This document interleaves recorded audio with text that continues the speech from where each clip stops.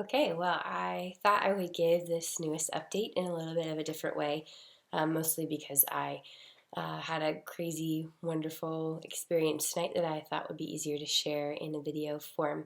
So, the quick update is that we had our second home visit today, and that visit was a lot of biographical questions. And so, it took about an hour and a half because we did a really good job on our form. So, if you're filling out forms, um, be moderate in your detail as opposed to kind of giving generalities. You don't have to give very, very specific details by each incident you're talking about, but if you can give an example or two, that apparently seems to speed up the process. So that was our family questionnaire we did, and Josh and I didn't find it extraordinarily difficult, mostly because we've both been to counselors before, and so talking about our experiences and reflecting on them is not unnatural to us. But I mean, there was times during the conversation where we were both tearing up, and we had a kind of framework for that. So be honest and pray a lot before you go into the conversations and have people praying for you. So at the end of the conversation, um, basically just said, we are excited about you guys becoming parents. We think with your history, so all the good and the bad that you guys have experienced will make you great parents. And we are confident placing even difficult kids with you because of how your stories have come, which is really wonderful. So I was going to write this blog post about all that, and then I did some yoga, and then I FaceTime with some friends, and I ran out of time before the women's dinner at church tonight. And the women's dinner was all about suffering.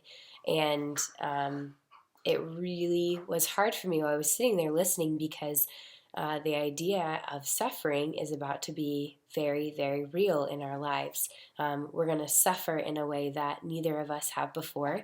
We're going to suffer through lots of crying, lots of missed sleep, lots of cleaning up, just basic kid things that we aren't used to yet.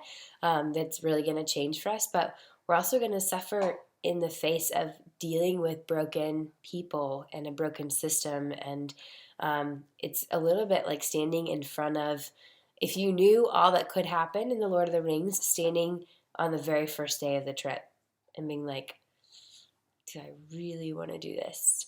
Um, and the answer for us is yes. But what we're in for is not like some of the things you hear about happening, like, oh, I hope I don't have a kid who ever runs away, or I pray that God will protect my children from being hurt in this way or lashing out at others. But like, that's what we're getting. So for us in our lives, it won't be really a matter of, man, we pray this doesn't happen, but it'll be more like, when will it happen that a child looks us in the face and says, I wish you were dead.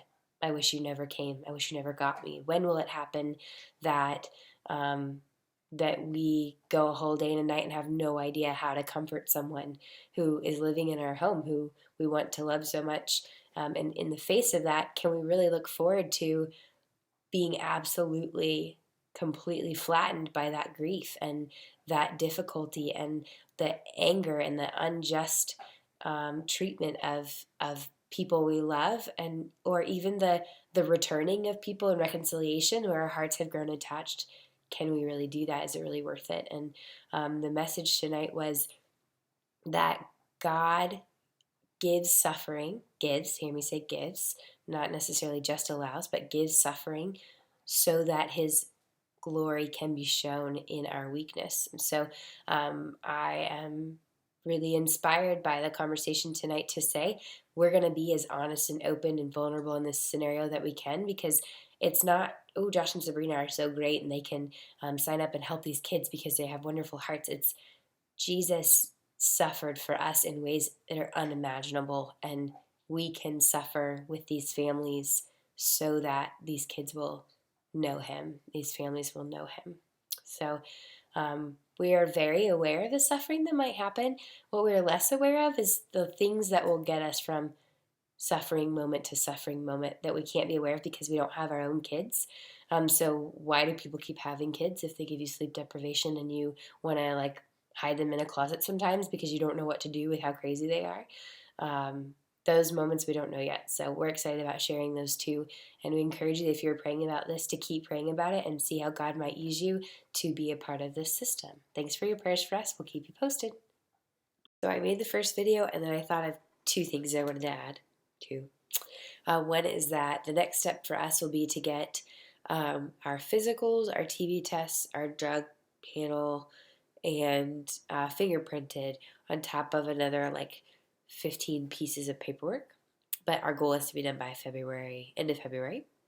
And then the other is that one of the reasons that we can confidently um, move forward in this process is that when God gives suffering and when He allows suffering, He doesn't have us do it alone. And He has given us His Spirit, He has given us His Word, and He's given us His church. And we know that the moments when we want to give up, the moments when we don't know what to do, in those moments, we have God's truth and His comfort, and we also have the living, breathing pictures of Him that we have in our lives who will come alongside us and help us figure out how to put one step in front of the other. So, if you are suffering or if you know someone who is, treasure those people who can sit next to you when you fall apart or send you a stupid dub smash video at just the right time, because they are part of God's grace for you in those moments of suffering.